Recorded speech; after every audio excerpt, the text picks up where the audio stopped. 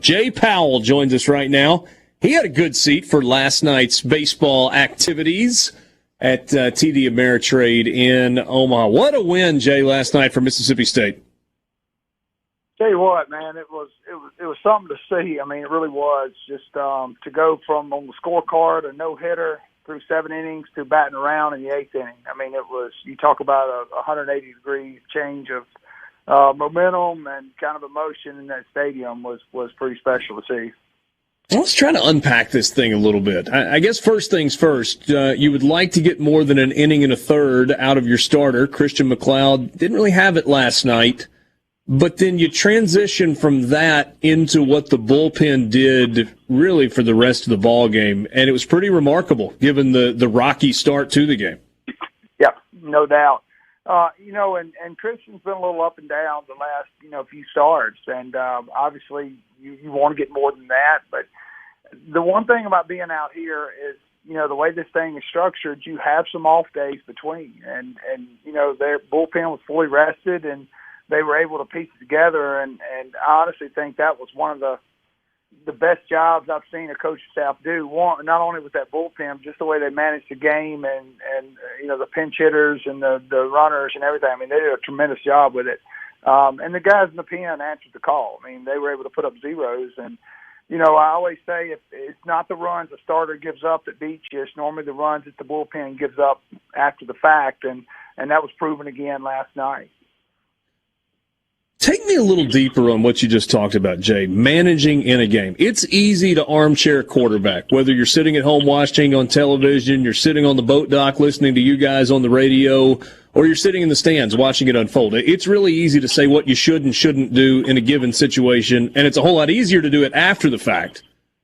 But you've played for Ron Polk, and you've played in the big leagues, and you've seen guys that manage the right way. What is it about the way Chris Lemonis goes about his job that seems like way more than not he's pressing the right buttons in the right situations? Well, I think, Chris, I think, this whole staff, you watch the way we shift and do some things like that. I think analytics play a big role in it. I really do. Now, but I think the overriding deal, I think, is you've got to have, you can look at all the numbers you want to, but you got to have a feel. You got to have that kind of gut instinct of knowing, know your players, know your team, and know when the right time is to pull a guy or put a guy in. As a manager, Jim Leland told me one time, he said, my entire job is to put you guys in the best position for y'all to be successful. And if that's the case, then the team's going to be successful. And I think Chris does a really good job of that. I mean, he puts guys in the right spot and for them to be successful. And I think he did that last night. Bringing Chase Patrick in, he's a ground ball guy with the runners on. He gets a double play. I mean, just, stuff like that, knowing when to go to certain guys and then immediately, get Chase out of the game and let somebody else start the next inning. It really was. It was impressive to watch. And with Lane Forsythe was a little overmatched last night with McGarry for Virginia. I mean, that kid we knew that he had some of the best stuff in the country. It's just, will he throw strikes? And he was throwing strikes last night, but, having to just saying, hey, we need, we got to give, we need a pinch hit here and bringing a guy who's, hitting under 200, but he knows Josh Hatcher is going to give him a good at bat. And that's exactly what Josh did. It was fun to watch because I'm telling you, managing that bullpen is tough. You got to know kind of when's the right time to get them, and a lot of that is a feel thing, and it's just an instinct thing. Two questions for you, and they're both were you surprised when questions. First of all, were you surprised that Brian O'Connor pulled Griff McGarry after giving up the home run? It seemed like velocity and bite was still there. He just gave up a home run. He'd only thrown 98 pitches. Were you surprised they pulled him when he did? Well, that not necessarily surprised me as much. I mean, because, if you looked at his numbers, he had walked 41 guys in 41 innings. I mean, and so, you kind of felt like at some point, that was going to show up. If you had told Brian O'Connor, hey, we're going to get you into the 8th inning with a 4-2 lead and hand it over to your bullpen, he would have taken that all day long. Sure. And so pulling him, I don't think was the whole I don't think that was surprising. I think the move to me that really shocked me was bringing in the kid to pitch to Tanner Allen, who is a low three-quarter guy. Ball's going to go away from Tanner. He's going to see the ball well. Tanner hits the ball out over the plate so well. And I told Jim, I said, Jim, this is a really bad matchup for Virginia. And then when he threw the first pitch breaking ball way out of the strike zone, I said, well, they're going to pitch around him and get to Cameron James. And why they didn't, I have no idea. But that right there, as soon as he came in the game, I said, this is supposed to get bad for Virginia, because the only way you can get Tanner Allen out consistently is you got to get on his hands with hard velocity, and you got to take sliders off of that, and that's tough to do. And that didn't play into this guy's repertoire at all. So, that. Well, and on top of that, it looked like Shock didn't have his best stuff. He was not mid-90s with the fastball, and he wasn't throwing that nasty slider. I mean, it was just spinning, and his velo was what, mid-80s? He was probably 80. I think he was, high 80s. But all the reports we had seen on him was, high 80s. He may bump low 90s occasionally.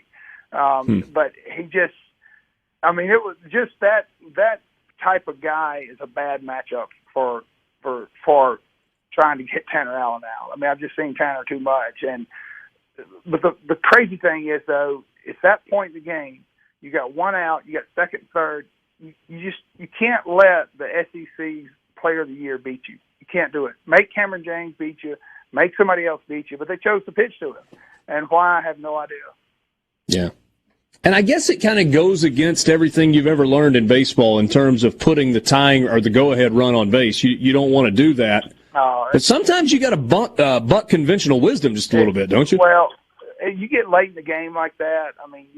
That's you're exactly right. There's a lot of, and maybe that's the feel you were talking about. You got to throw that out the window. And sometimes it's like when we used to face Barry Bonds. It's better to give up one than give up four. And it's kind of that way right now with in certain guys in certain lineups.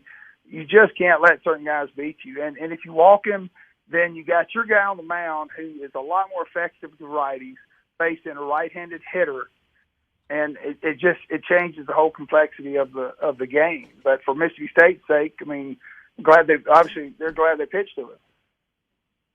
Jason sends us a message. He wants us to thank you. Says he listens to the games as opposed to watching them on television. You and Jim do a great job putting the listener on the front row, and he appreciates all of your work. So that's nice.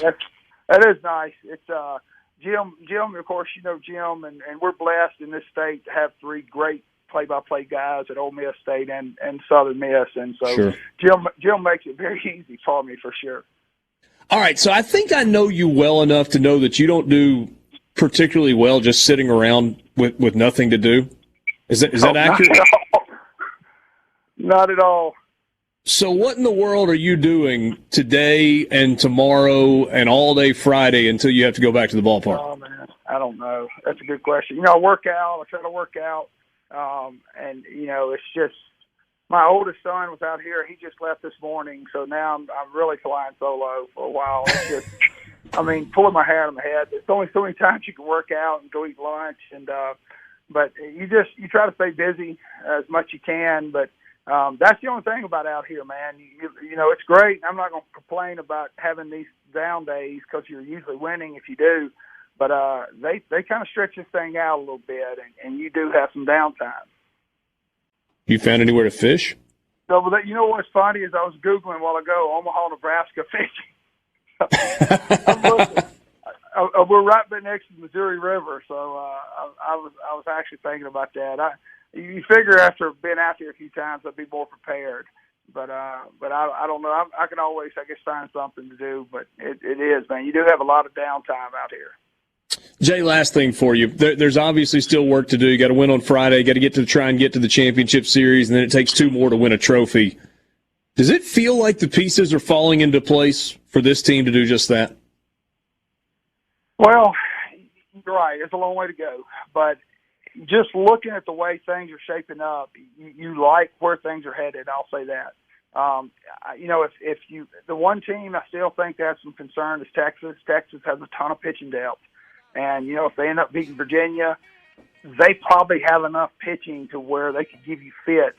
You know, they could pitch those 3 games in 2 days or 3 days and be competitive.